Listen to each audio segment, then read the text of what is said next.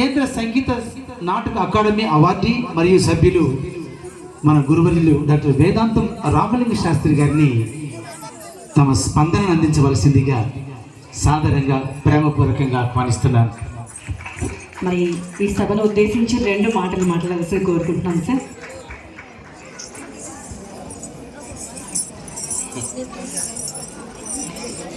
ఆదినాథ సమారంభ శంకరాచార్యస్తు మధ్యమం అస్మదాచార్య పర్యంతం నమః గురు పరంపర. భారతదేశం అంటేనే ఒక మేరు శిఖరం.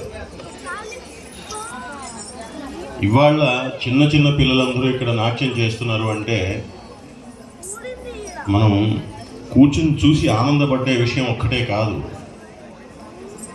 భారత జాతికే కాదు ప్రపంచానికి మొత్తానికి విద్యలు అందించే మొదటి సాంస్కృతిక విభాగం నాట్యశాస్త్రం.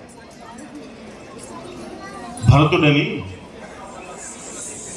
మహర్షి, ఇప్పుడు మనం చెప్పుకున్నటువంటి లెక్కలు పక్కన పెడితే శాలివాహన శకానికి దాదాపు 600 సంవత్సరాల వెనకాల, అంటే ఇప్పటికి 3000 సంవత్సరాల వెనకాల నాట్యశాస్త్రం అనే అద్భుతమైన గ్రంథాన్ని రాశాడు. అందరూ వినాలి, మాట్లాడకండి, అందరూ వినాలి. అదే ప్రపంచానికి తొలి లక్షణ గ్రంథం. దాంట్లోంచే విద్యలన్నీ పుట్టినాయి. ఇవాళ మీరందరూ పరిగెత్తుతున్న ఇంజనీరింగ్లు ఉన్నాయే, అది దాంట్లోంచి పుట్టింది. ఇందాక మాస్టర్ గారు చెప్పారు, స్టేజీ ఎలా కట్టాలి, ఆడిటోరియం ఎలా కట్టాలి, ఏ విధానంగా ఉండాలి, ఇదంతా చెప్పింది నాట్యశాస్త్రం. కాదు, మనిషి ఎలా ప్రవర్తించాలి అని చెప్పింది నాట్యశాస్త్రం. అంతేకాదు, జీవన విధానాన్ని ఎలా పొందుపరుచుకోవాలని చెప్పింది నాట్యశాస్త్రం. అంతేకాదు, నాట్యేస్మిన్ ఎన్న దృశ్యతే అంటాడు. న తత్శాస్త్రం న తత్శిల్పం న సా విద్య న సా కళ న సా యోగో న సత్కర్మ నాట్యేస్మిన్ ఎన్న దృశ్యతే. పరికించి చూస్తే నాట్యంలో లేనిదేముందిరా, మీకు చూడటం చేత కావట్లేదు, చూడండి అంటున్నాడు. 3000 సంవత్సరాల వెనకాల వచ్చినటువంటి పుస్తకం. ఎంతమంది నాట్యం నేర్చుకునే వాళ్ళు నాట్యశాస్త్రాన్ని సమగ్రంగా నేర్చుకోవడానికి ప్రయత్నం చేస్తున్నారు. కూర్చుని సోది మాట్లాడుకోవడం కాదు, భారతదేశం యొక్క ఔన్నత్యాన్ని మీద వేసుకుని మనం దాంట్లో విస్తరించాలి. ముందు తరం వాళ్ళకి మనం మాట చెప్తూ మార్గదర్శకులంగా నిలబడాలి. వివేకానందుడు 32 ఏళ్ళు బతికాడు, ఎంత చేశాడు. శంకరాచార్యులు వారు ఎంతకాలం బతికాడు. బతికిన కాలంలో యావత్ భారతాన్ని చుట్టి ఎంత సారస్వతాన్ని మనకు అందించాడు. ఉపనిషత్ సారం ఏమిటి? కాళిదాస మహాకవి ఎప్పటివాడు ఆంధ్ర భోజిని తీర్చిదిద్దినటువంటి శాస్త్రాలకి పునాది కాళిదాస మహర్షి. 3000 సంవత్సరాల క్రితం అభిజ్ఞాన శాకుంతలమని, మాళవికాగ్ని మిత్రమని, విక్రమోర్వశీయం అని అద్భుతమైనటువంటి గ్రంథాలు రాసి నాట్యం గురించి దాంట్లో చెప్పాడు. పిల్లలకి నాట్యంలో పోటీలు పెట్టాడు. విక్రమోర్వశీయంలో రంభకి మేనకి నాట్యానికి పోటీ పెట్టి ఇక్కడి నుంచి తీసుకెళ్ళాడు విక్రమార్కుడిని న్యాయ నిర్ణేతగా స్వర్గానికి. అది భారతదేశం యొక్క గొప్పతనం. మనం ఏ దిశలోకి పోతున్నాం ఇవాళ మీరు గమనించండి. ఒక 80 సంవత్సరాల నుంచి మన చరిత్రని వక్రీకరించి చరిత్రలో భారతదేశం యొక్క పట్టుబొమ్మలైనటువంటి విద్యల్ని సర్వనాశం చేసే వాళ్ళ చరిత్రల్ని మన సోషల్ స్టడీస్లో పెట్టారు. రాయలసీమకు వస్తే ఎంత అద్భుతమైన ప్రదేశం ఇది. ఇవాళ మనమందరం నిలబడుతున్న కూచిపూడి నాట్యానికి ఒక అగ్రగామి అయినటువంటి సిద్ధేంద్ర యోగి మొదటి శిల్పం దొరికింది మీ రాయలసీమలో అలంపురంలో. అదే నమూనాన్ని తీసుకుని ఇవాళ ట్యాంక్ బండ్లో హైదరాబాద్లో పెట్టింది. 1300 సంవత్సరాల క్రితం సిద్ధేంద్ర యోగి విగ్రహాన్ని బయటికి తీసుకొచ్చింది మీ రాయలసీమ, మన రాయలసీమ. సిద్ధవటం ఇక్కడికి దగ్గరలో ఉంది. ఎన్ని అద్భుతమైనటువంటి శాసనాలు ఉన్నాయి. కూచిపూడికి చరిత్రకి దిశానిర్దేశం చేసినటువంటి అదేమంటుందండి మాచుపల్లి కైఫియత్ అక్కడ ఉంది. ఇక్కడ నుంచి ఒక 70 కిలోమీటర్ల దూరంలో ఉన్న తాడిపత్రి వెళ్ళి చూడండి. ఆ గుళ్ళో ఉన్న ప్రతి ఇటుక మీద ఒక అద్భుతమైన కూచిపూడి నృత్య భంగిమ ఉంటుంది. పుష్పగిరి ఇందాక మేము చూసొచ్చాము. ఇలా రత్నాల సీమ మనం అందిపుచ్చుకోవాలి.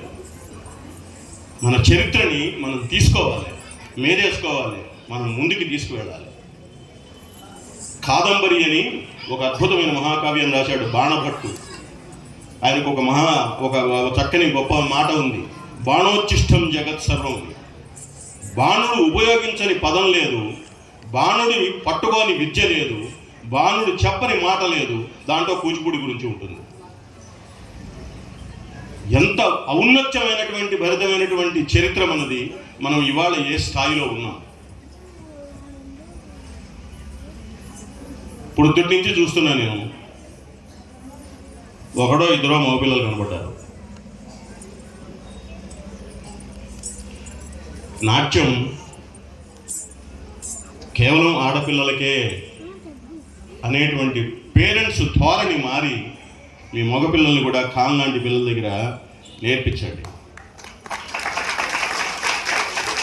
బాధ్యతని మీరేసుకుని పైకి తీసుకెళ్తారు. ఈ కాలేజీకి వస్తే మహదానందంగా ఉంటుంది. మేమందరం ఇక్కడ చదువుకున్నాం, మా అన్నయ్య గారు మేమంతా. బుర్ర వెంకటపయ్య శాస్త్రి గారిని ఆయన ప్రిన్సిపాల్ గారు.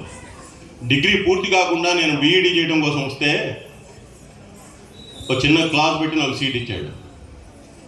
కాలేజీకి వస్తే కేకలేసేవాడు, పో ఊళ్ళోకి వెళ్ళి డ్యాన్స్ ప్రభు అని ఓ 10 క్లాసులు చూపించి అక్కడ క్లాస్ చెప్పురమ్మనేవాడు. సార్ నాకు పాఠాలు పోతాయంటే నీ సంగతి నాకు తెలుసులేరా, మీ ప్రిన్సిపాల్ గారు చెప్పాడులే, నువ్వు పాస్ అవుతావులే, నువ్వు అది చేయి ముందు అని. ఈ 6 నెలలు కూచిపూడి నాట్యం ఇక్కడ అప్పుడు ఎస్పీ గారు ఉండేవారు. ఆయన భార్యకి కూతురికి చెప్పాను. స్టేట్ బ్యాంక్ మేనేజర్ గారు వాళ్ళ భార్యకి పిల్లలకి చెప్పాను. తర్వాత వాళ్ళు కూడా క్యారీ ఆన్ చేశారు, కూచిపూడి వచ్చి నేర్చుకున్నారు. ఇక్కడ చదువుకున్నాను. ఇవాళ మా ఖాను ఇక్కడ ఈ ప్రోగ్రాం ఇక్కడ పెట్టడానికి కూడా కారణం మా గురువుగారిని తీసుకొస్తున్నాం కాబట్టి ఆయన చదువుకున్న కాలేజీలో పెడితే ఆయన సంతోషపడతాడని తీసుకొచ్చాడు. ఆ మాట చెప్పాడు, మహదానందం చేస్తున్నాడు.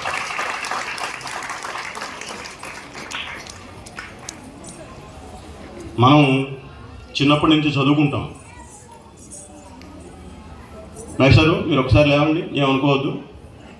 డిగ్రీ పూర్తి చేశారా?